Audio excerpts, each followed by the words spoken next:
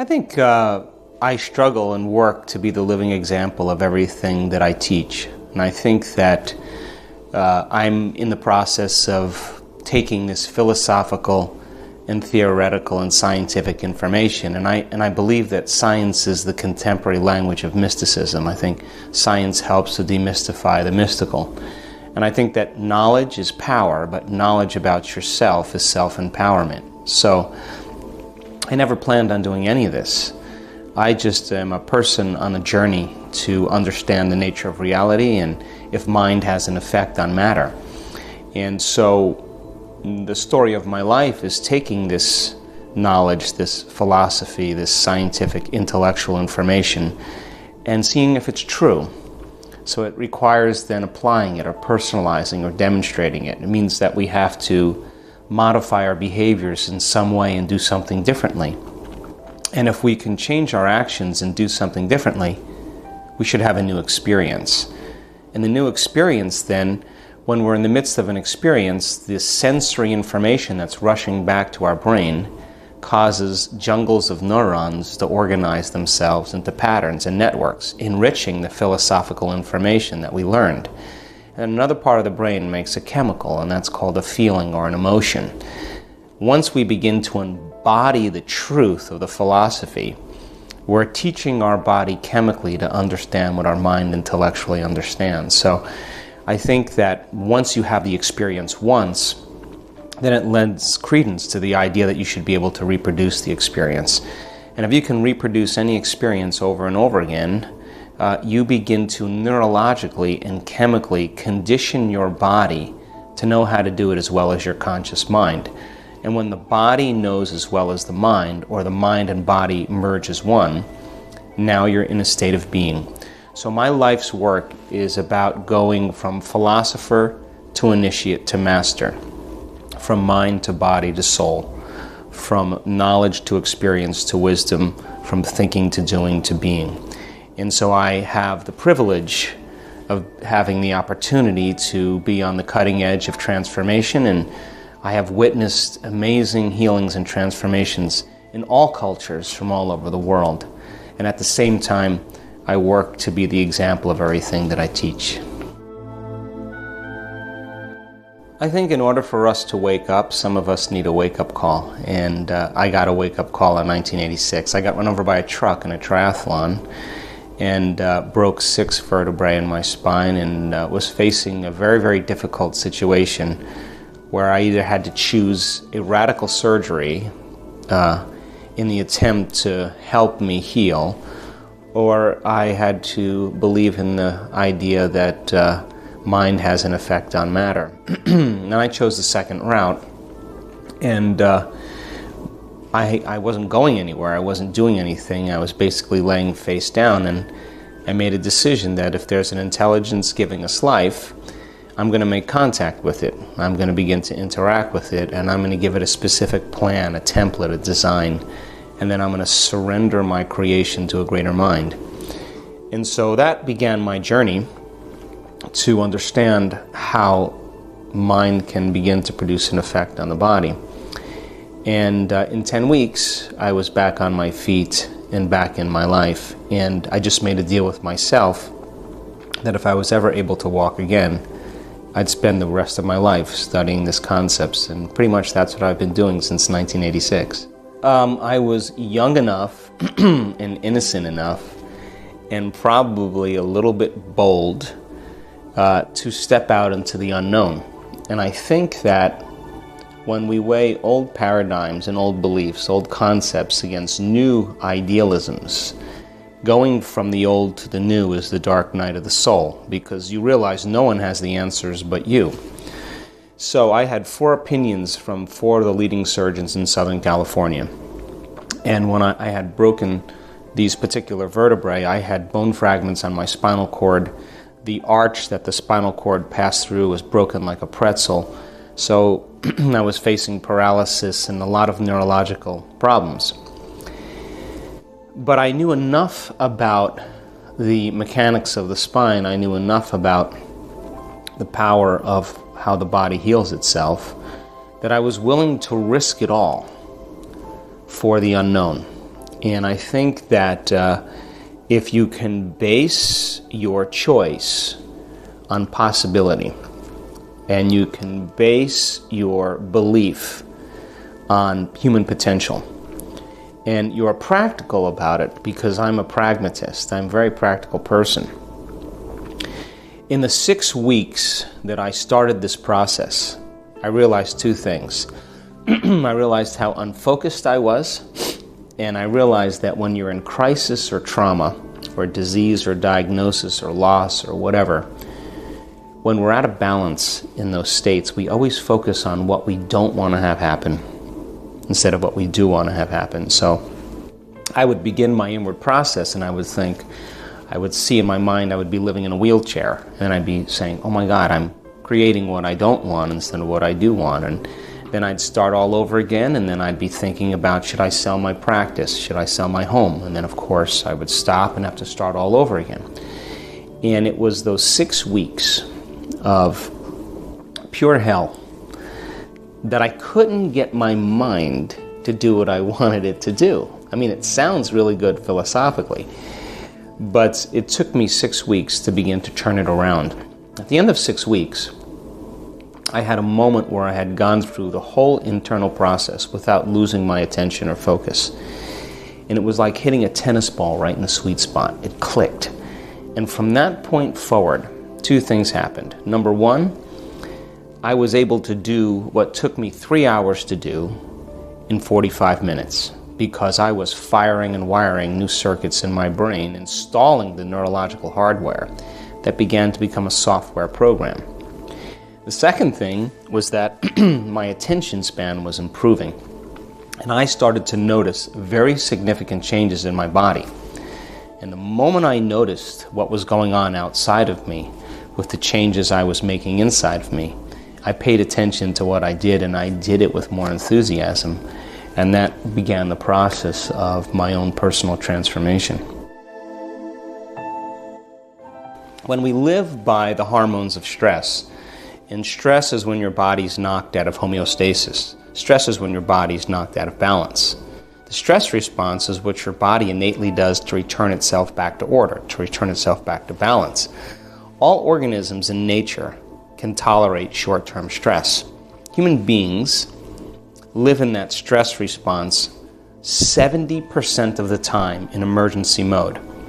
And when we live in this state, there's better chances of survival if you run from the unknown than if you embrace it. Imagine an animal in the woods, and it's all of a sudden hears something and sees something that's an unknown. The animal is not going to confront the unknown. The animal is going to move away from it because it can survive better. So when you and I live by the hormones of stress and the emotions of anger and aggression and frustration and impatience, fear and anxiety and insecurity and unworthiness, guilt and shame and sadness and pain, those are all created by the hormones of stress. When we're living in those states, psychology calls those normal human states of consciousness. Those are altered states of consciousness. When we live in those states for an extended period of time, we will never ever want to step into the unknown, because when you're in those survival states, what you're doing is you're selecting the worst possible outcome in your future, and you're getting ready for that outcome based on the memory of the past. So then, if you're trying to forecast the future based on the memory of the past, there is no unknown, because the thought of what your future experience could be like is based on your past experience. And so we begin to negate possibility. So then, teaching people how to understand that when they overcome the addiction of those emotions that keep them enslaved to the past, truly overcome them, there's a biological change that takes place in their brain and body. The natural side effect of that is that they begin to crave the unknown. They begin to look forward to the adventure. And so people would say, look, there's the old self and there's the new self. And going from the old self to the new self, there's a space between those two. You don't just waltz over to the other side very easily. It takes time to get there. And so Let's just say that a person has been suffering their whole life. Let's just say that they had a few past experiences that branded them emotionally. And those emotions lingered for many, many years. And those emotions drive certain thoughts, and those thoughts create certain emotions, and those emotions drive certain thoughts. The redundancy of that cycle conditions the body to become completely familiar with that emotional state until the body becomes the mind. Now, once the body becomes the mind, the servant has become the master. Now the body's influencing the brain. So now they're going to stop complaining, they're going to stop blaming, they're going to stop making excuses for themselves, they're going to stop feeling sorry for themselves, and things are going to go really well for about the first 2 hours. But remember, the body's the mind, so the body's not getting its chemical needs met. And just like an addict who's breaking an addiction to some substance, the craving that's created conjures images and thoughts in the back of their mind to begin to return back to the same state. So when the body starts influencing the mind, we start hearing voices in our head. We start to hear you should start tomorrow, it's your mother's fault, this isn't going to work, this doesn't feel right, I don't like this. And if we listen to those thoughts as if they're true, those thoughts lead to the same choices, which lead to the same behaviors, which create the same experiences that produce the same emotions. And the person says, this feels right. No, that feels familiar.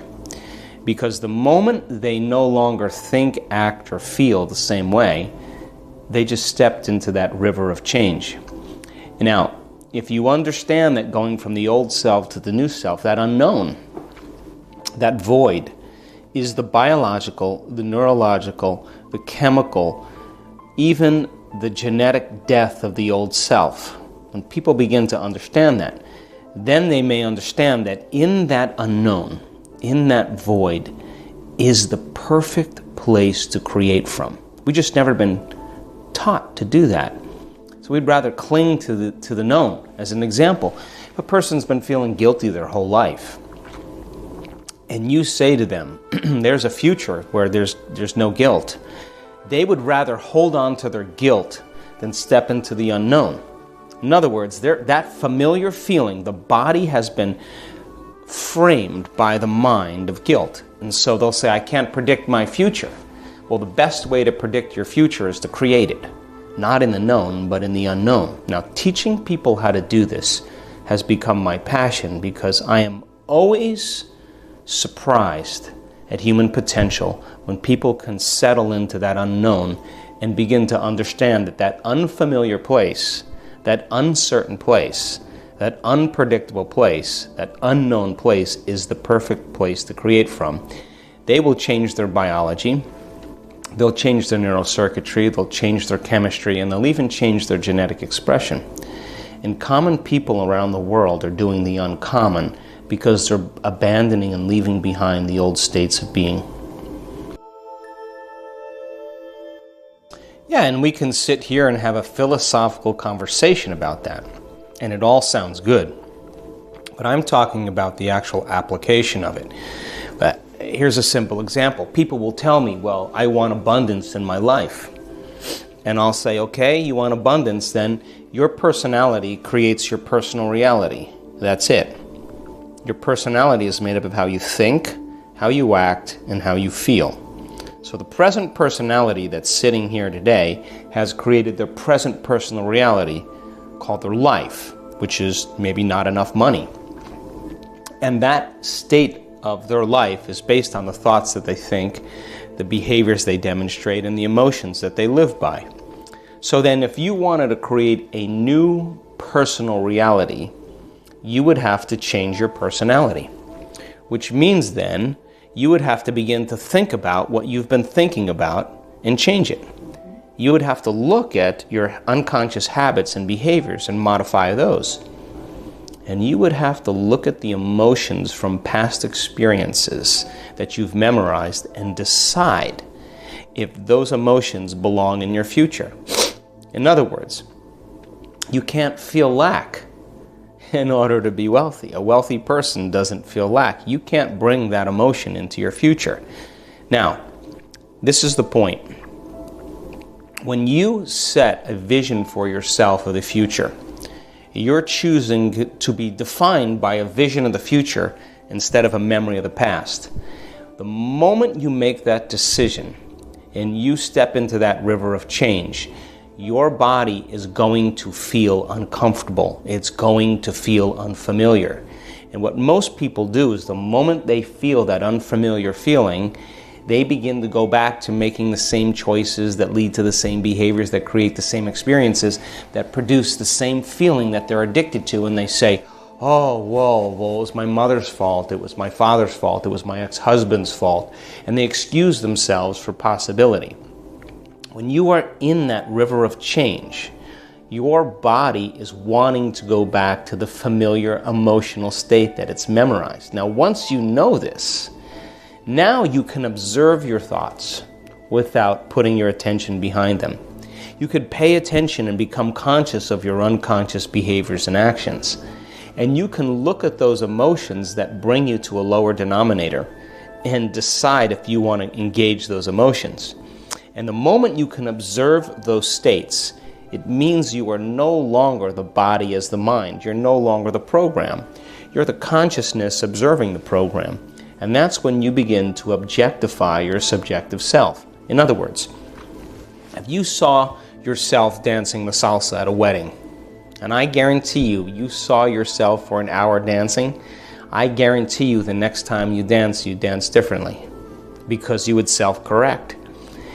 If you saw yourself standing in front of a group and giving a lecture, and you were doing these unconscious behaviors, I promise you the next time you did a lecture, you would alter your behaviors. Because of the size of the frontal lobe in the human being, it's 40% of our brain. That's the seat of our conscience. That's our self-awareness. It means then, because of the size of the forebrain, we have a level of awareness that allows ourselves to modify our states of being to do a better job in life. Now, here's the caveat. Most people like to wait for crisis to change. Why? Because when you are suffering so bad or you don't feel good any longer, you're no longer feeling like yourself, that's the first time you can see yourself because you're not being yourself. My message is, why wait for crisis? Why not be defined by a vision of the future and become so inspired by the vision of the future that you're no longer feeling like your normal self and you can see it from the vantage point of inspiration instead of suffering? So we can learn and change in a state of pain and suffering, or we can learn and change in a state of joy and inspiration. And people around the world are waking up to the latter. They don't want to go with the old model to the point where they're at that lowest point. They're beginning to embrace the unknown more and more. It's the combination of a clear intention and an elevated emotion that literally changes matter. You live by the hormones of stress. The field around your body goes to about 10 centimeters wide.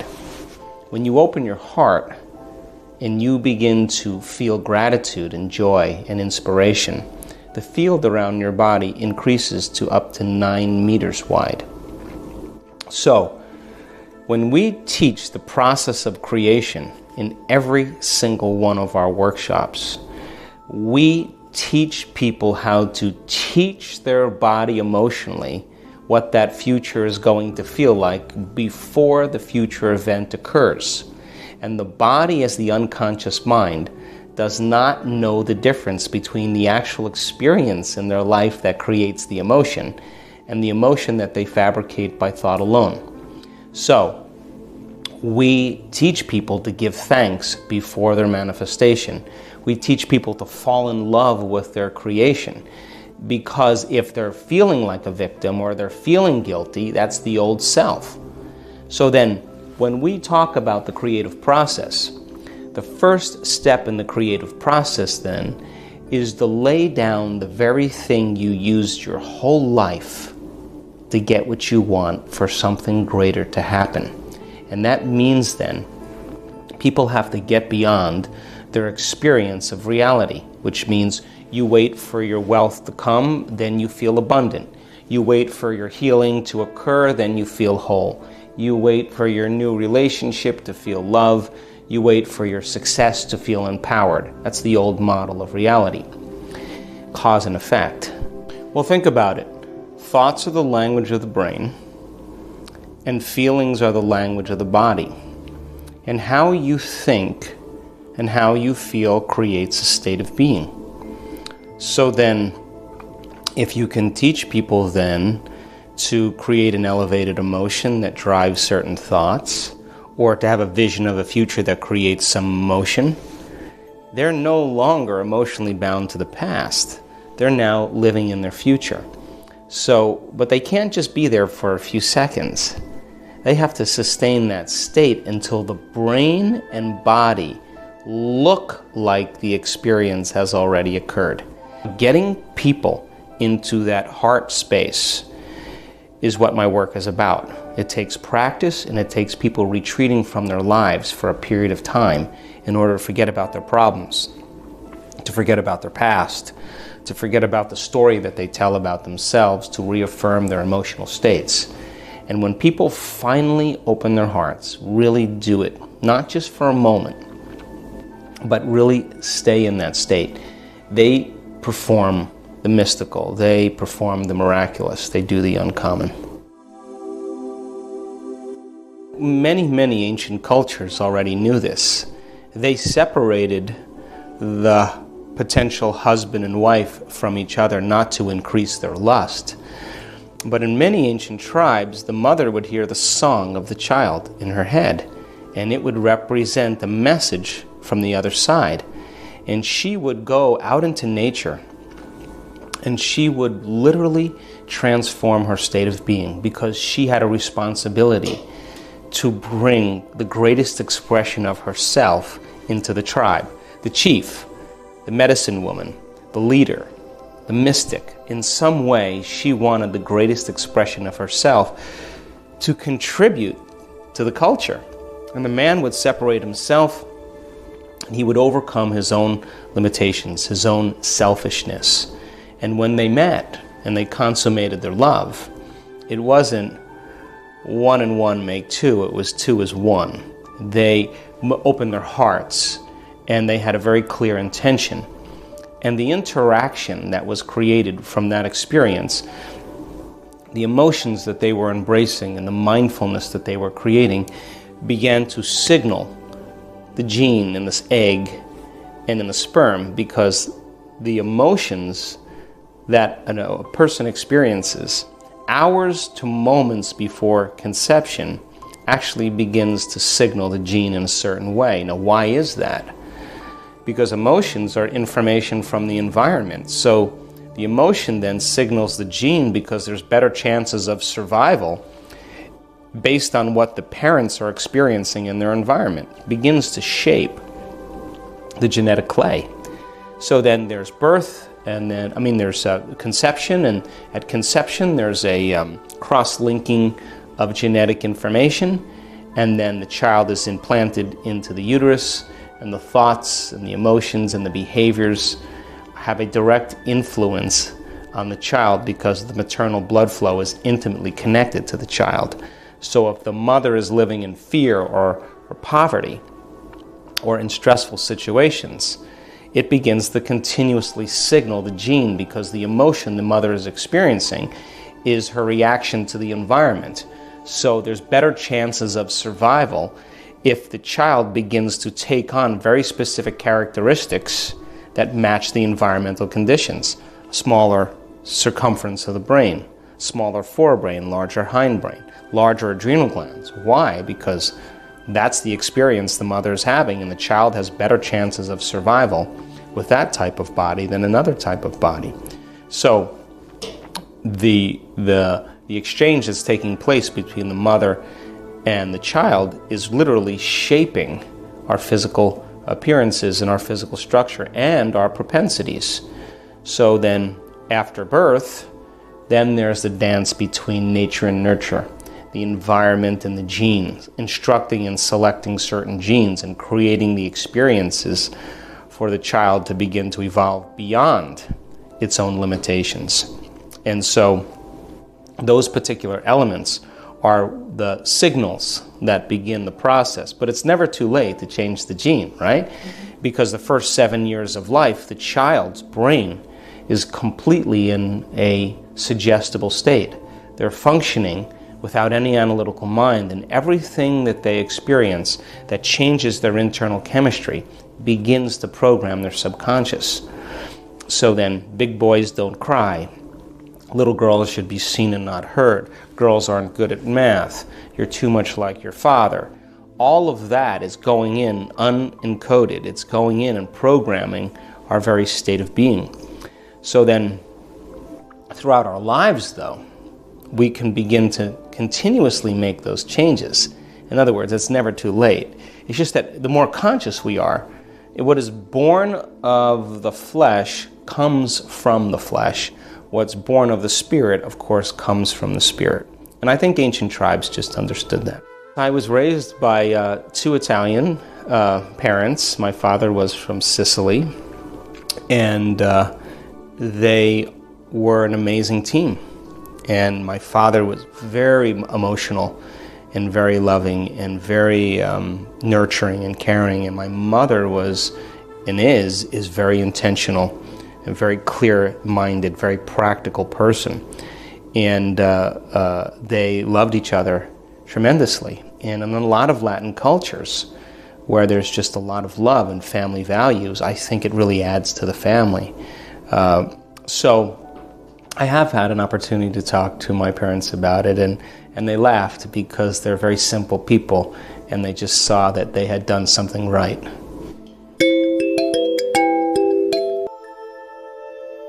Well, so you have different brain waves that facilitate different functions. When you go to sleep, when you're in deep sleep, your brainwave patterns are in delta. That means your thinking brain is turned off. As you begin to wake up and you start becoming more aware, your brainwave patterns change to theta. Now, theta is kind of like when your body is asleep and your mind is awake. And so children spend the first 6 years of their life, the first 2 years in delta, the next 4 years in theta. So the first 6 years of their life, they are in an altered state. They're asleep with their eyes open, so to speak. And they're very suggestible to any information. They don't evaluate it, they don't judge it, they don't criticize it. And all of a child's attention is on their inner world. So then they put their finger in the light socket, they notice a change in their internal chemistry, they feel pain, and they wake up and they look to see what caused it in their external environment. And they use their senses to begin to interact with their external world. The more they learn from their external world, the more their brainwave patterns move up because more of their attention is going on their outer world. Between the ages of 6 and 12, their brainwave patterns move into alpha. That's the imaginary world. That's the pretend world. That's where you're paying attention between your inner world and your outer world all the time. That's why children between the ages of 6 and 12 can imagine all day long. And you just need a child to understand this. They'll play Legos for 10 hours. They'll play with their dolls and act like a rabbit for 10 hours. And adults can't do that. After the age of 12, their brainwave patterns begin to go into what's called beta. And in beta, your attention is on the outer world and no longer on your inner world. In beta, that's where you believe reality exists. So right around the ages of 6, 7, or 8, the analytical mind begins to form. And the analytical mind separates the conscious mind from the subconscious mind. And the analytical mind is the barrier that allows us to decide what we will accept, believe, and surrender. So 5% of the conscious mind by the time we're 35 years old is made up of things like logic and reasoning, which gives rise to our will and our creative abilities. The subconscious is made up of all these positive and negative identifications and associations that gives rise to habits and behaviors. So when a child then can stay in alpha for an extended period of time, they're allowing their focus, their attention to stay open, to stay expanded.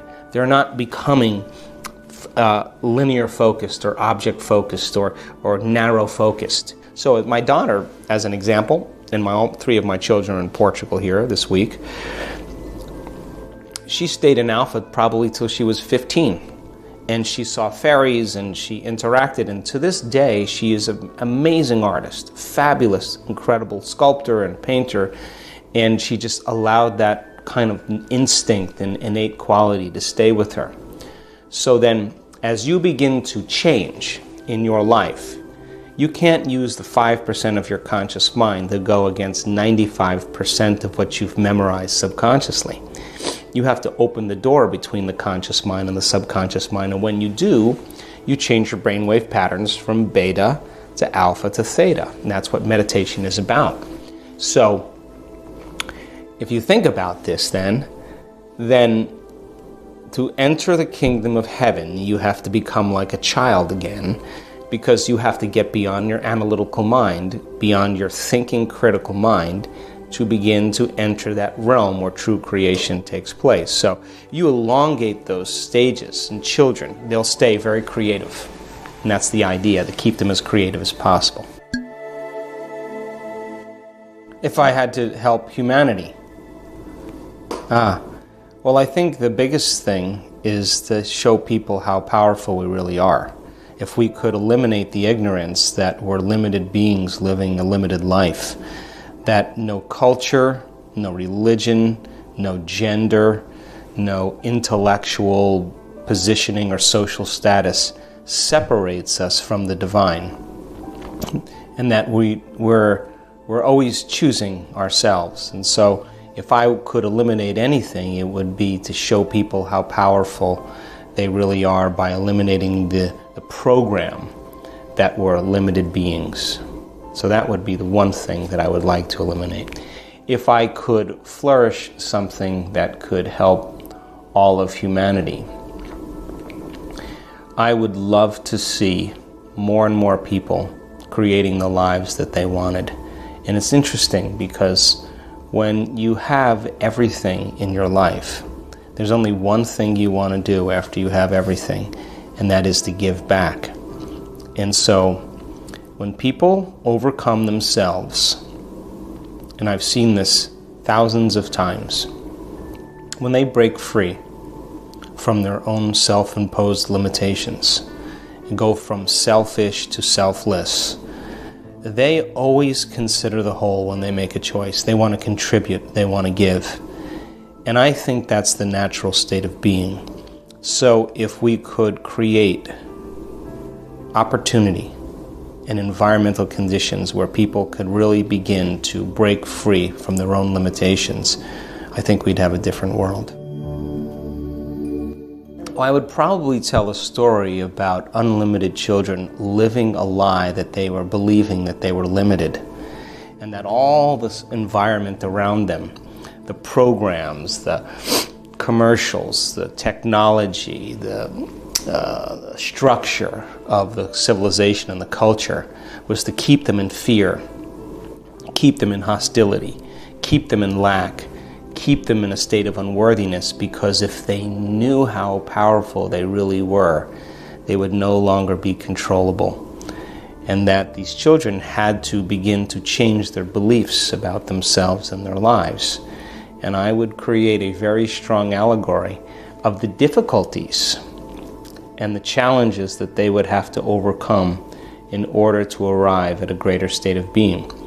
And because I've seen transformation enough, and children, by the way, you give them the facts, they interpret the laws.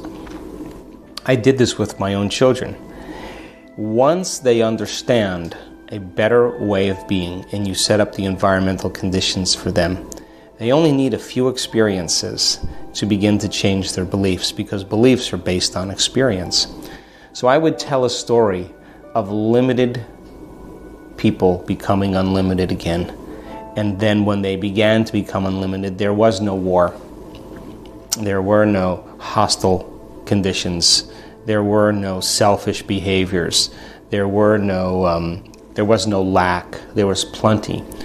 And that a new culture emerged by the time they became adults, because the people who created the very problems that they were embracing faded away, and they solved those problems from a greater level of consciousness.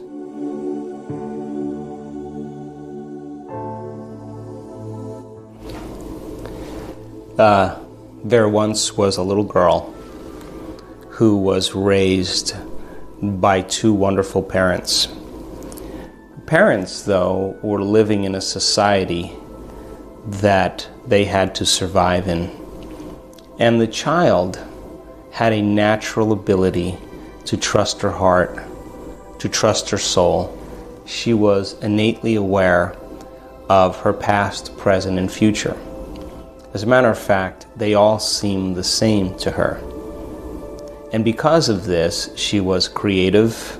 She could pretend for long hours and keep herself preoccupied in enjoying the present moment without any worries, without any concerns, without any fears.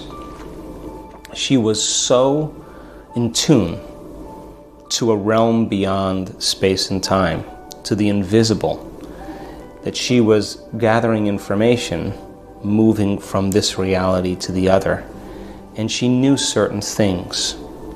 And because she knew them so clearly and so easily, her skill level scared her parents, who lived in a society that didn't understand that. And so, for this next several years of her life, her parents asked her to make it go away, to stop that process because it scared them. And they told her to focus more on reality in the external world. And over time, she began to no longer trust in those visions, trust in those insights, and trust in those feelings, those intuitions, and that level of knowingness.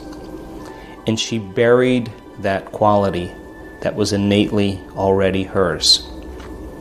She went through several years of her life, through schools, through academic circles, through academic training, and got degrees. She got married, she had her own children, and she faced an incredible loss in her life of her parents. And it caused her to remember her childhood and remember a part of herself that she had forgotten. And like a flame starting to burn bright, she put her attention on her inner world again and took more of her attention away from her outer world. She no longer was seduced by all the things in the external environment that people need to distract them from who they really are. She broke her social engagements. She no longer was interested in material things. She was more interested in the question of who am I when I'm not connected to my body, when I'm not connected to the people I know and the places I go and the things I own. She asked some really important questions. And the more she waited for the answers, the more that flame started to burn brighter. And she started to know certain things about herself again. She started to understand what possibility was about. And she, at a certain point in her life, began to trust again in the unknown. She began to trust those urges and those feelings. And everybody else in her life thought she was crazy because they were doing exactly what everybody else was doing, and they couldn't predict her behaviors any longer. And she started to lose some of the friends that she thought were friends, and she realized that they never were friends.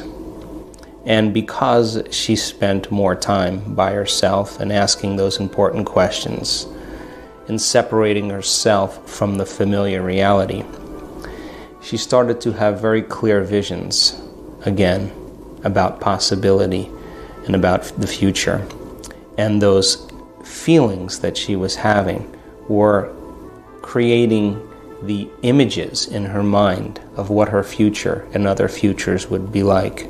She began to select those potentials, those impulses coming from a greater level of mind. And where you place your attention is where you place your energy. And she began to create a greater life for herself.